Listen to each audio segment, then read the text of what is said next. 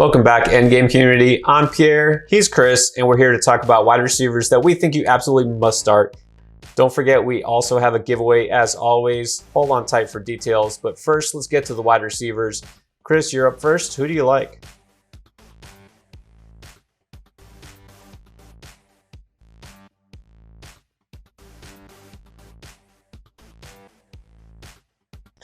Now, I don't know if it's going to be a high-scoring game, but talk about defenses that give up a lot of points, especially to receivers.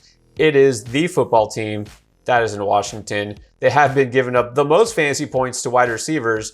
I'm going to hit you with a little surprise here. Remember Jerry Jeudy? He was close to coming back last week. He's already been practicing. I think full expectation is that he does play. They've already been talking about him for week 8. So Jerry Jeudy coming back in the perfect spot against Washington. Now, I know there's been some talk, people disappointed with this offense, especially Teddy Bridgewater. I don't think it's just on him. I mean, the defense is really what's been disappointing in Denver, but Teddy Bridgewater is still solid. I think we've seen that he could get the ball to Jeudy in the beginning of the season, and we know Judy's talent. There's no question there. So I like Jeudy as a guy that you can immediately plug into your lineup.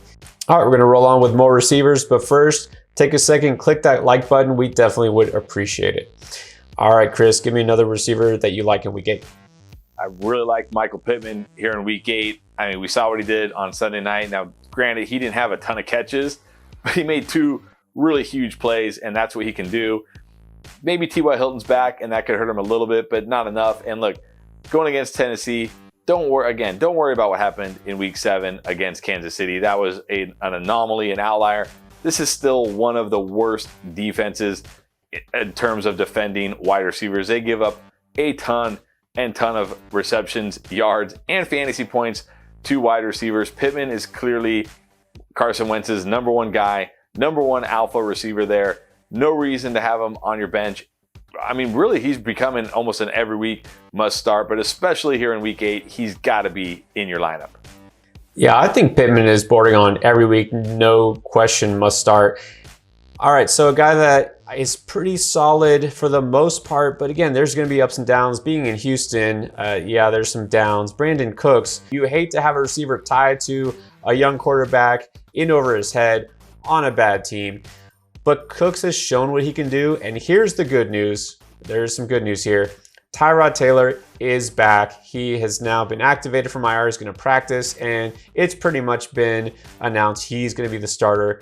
Big chance for Cooks to finally shine again. And going against the Rams, it's a terrible matchup, right? It is. Let's just no sugarcoating it. But the fact that the Rams are probably going to be up big against the Texans, what does that mean?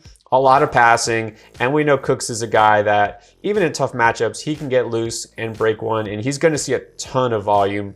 So I do like Cooks' chance to put up fantasy points, even though the Texans might actually lose by 40, 50 points. All right, guys, we're going to give you details now on a giveaway. We do this every week, courtesy of Bear Clothing. Don't forget, give them a follow on Instagram, Bear Clothing 1229.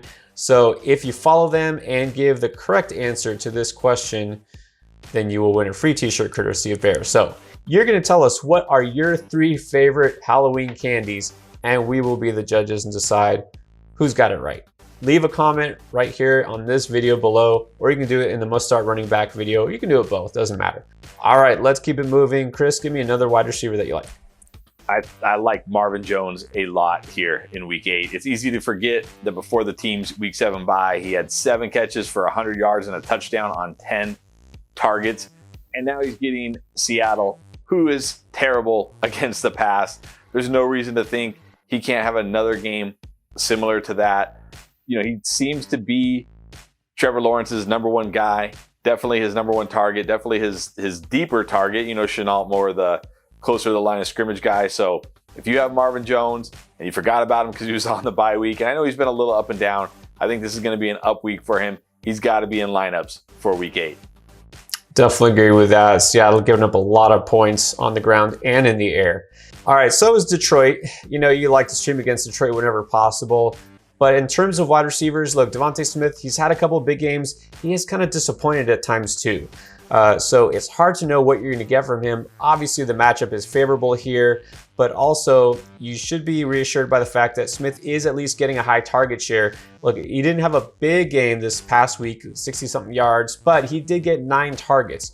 He's going to get targeted frequently. Again, you've got to like his chances. I think this is one of those weeks where he kind of breaks through. I like Devontae Smith enough that I'm going to put him in my lineup at least as a wide receiver 3. I'm not going to necessarily bump out a guy who is a high-end top 20 type receiver for Smith, but I think that you can keep him locked in if you had been putting him in before. All right, we got another pair of wide receivers that we think you must start in week 8. But first, let me just also remind you that we do have a Patreon page if you want to check that out. Info is in the description below. Consider supporting us. We definitely appreciate it. All right, Chris, your final must start. Well, last week I said it was an Evans week, and it was. Well, this week is not going to be a Mike Evans week because he's going against the Saints and Marshawn Lattimore, who kind of owns Mike Evans. That means it's going to be a Chris Godwin week. It's also going to be an Antonio Brown week if he plays. But whether Antonio Brown plays or not, I just love Chris Godwin this week because anytime Mike Evans is getting shut down by a corner, that means all those Tom Brady throws and touchdowns got to go somewhere else, and they're going to go to Chris Godwin this week against the Saints. Saints also very good against the run. They're good on defense all over, to be honest, but I think the Buccaneers are going to be able to attack them through the air, have plenty of success through the air. And again, with Mike Evans being shut down by Marshawn Lattimore, more than likely, that means Chris Godwin is going to be free early and often. So, he had a great game in week 7. I think he continues that momentum here in week 8. Yeah, you never have to convince me to start Chris Godwin. You know how I feel about him.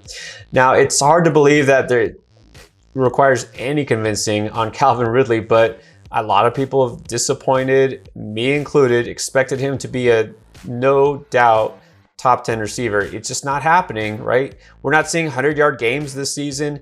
Yeah, he's catching a touchdown here and there. He did have one last week, but not even 50 yards in the game. And again, this is one of the most favorable matchups possible against the Dolphins. Keep him in your lineup because going against the Panthers, statistically, that's not a better matchup on paper than the Dolphins were. But this team is reeling, as you could see this past week. They're actually allowing more points fantasy-wise to wide receivers the last 4 weeks than they had the first couple. So I think you got to keep Ridley locked in. Look, he's getting the huge target share that we predicted. He is getting, the air yards, all the opportunities there. It's going to click at some point, I hope. But I'm saying keep him locked in, keep the faith, and good things will happen. All right, guys. Hope you appreciate this. Again, we're here to help you. So if you want, consider joining us on Discord also. That is absolutely free. More information there in the description below. We're always here to help. Good luck in week 8.